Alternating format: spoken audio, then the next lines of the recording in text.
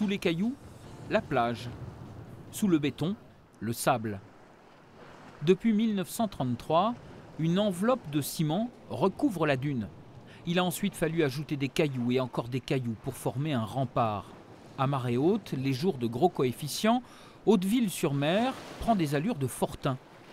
Mais au bout de la jetée, la ligne de défense présente une faille. J'ai connu la dune il n'y a pas très longtemps. Il y a combien? Il y a 10 ans, 15 ans. Hein, la dune avec des sapins. Ah, et il y avait un escalier qui accédait. Avec un escalier qui descendait la plage. Voilà. On arrive à un démarrage en grande marée à plus de 14 mètres. Alors ça, avec un coup de vent, eh bien, il faut que la digue, il y ait une prolongation de la digue ici, mais plus haut que ça un peu. Depuis plusieurs années, la communauté de communes mène des études approfondies afin d'anticiper les effets du changement climatique. Les conclusions sont formelles. À brève échéance, cette dune de la Garenne ne résistera pas aux assauts des vagues. N'attendons pas qu'il y ait une catastrophe. Combien de maisons derrière? À peu près 400. Et du coup, ça ferait un... Ça fait à peu près 1000 habitants. Des cailloux prélevés dans un ancien épi sont supposés freiner l'érosion en attendant mieux. La mairie a aussi rechargé la dune en apportant 7000 mètres cubes de sable. Dans ces résidences secondaires, ces maisons de vacances que certains ont choisi d'habiter à l'année, l'insouciance n'est plus tout à fait de mise. À chaque grande marée, moi j'ai de l'eau dans mon sous-sol. Je suis obligé d'avoir une pompe pour évacuer l'eau. Est-ce que vous vous sentez en danger là? Bah oui, il y a des fois, quand il y a du vent. Hauteville espère donc une nouvelle digue, facture estimée 1,5 million d'euros.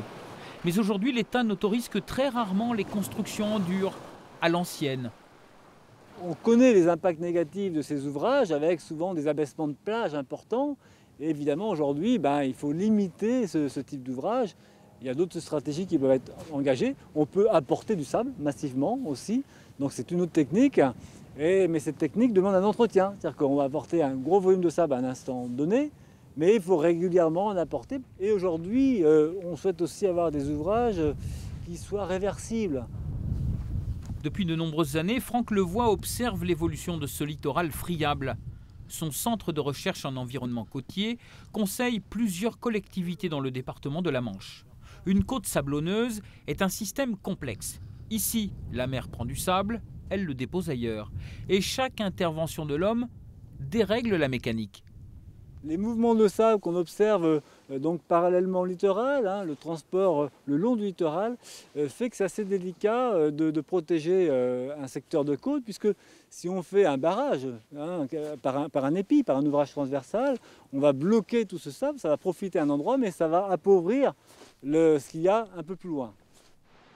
Par endroits, le recul de la côte est spectaculaire et il réserve parfois d'étranges surprises. Là, on est au cœur de la décharge, donc c'est pour ça. 4000 mètres cubes de déchets ménagers, des gorges de la dune. C'est ainsi à chaque tempête, la décharge sauvage de la Samaritaine se déverse sur l'estran. Une décharge qui à l'époque était à l'intérieur des terres, protégée par la dune, se retrouve effectivement aujourd'hui attaquée par l'érosion. Depuis, un voile pudique a été posé sur l'ancienne décharge. Les travaux de nettoyage débuteront à la fin de l'année, moyennant la coquette somme de 900 000 euros.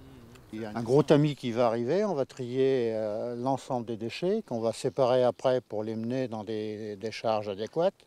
Et puis le sable qui va se trouver tamisé va rester sur place. La dune sera donc reconstituée. Mais pour combien de temps? Ici, la mer gagne plusieurs mètres chaque année. Qu'est-ce qui va être fait ici? Rien. Rien, on va laisser faire. Sur ce secteur-là, donc, il avait été déterminé qu'on pouvait laisser effectivement la mer travailler toute seule. Elle ira jusqu'où? Ah ça, on n'en sait rien. Les études ont montré que la lutte contre l'érosion serait coûteuse et vaine. Ici, pour une fois, l'homme va donc abdiquer. En témoignent ces petites balises rouges plantées derrière les bois dans les champs de poireaux. Elles marquent l'emplacement du futur sentier littoral.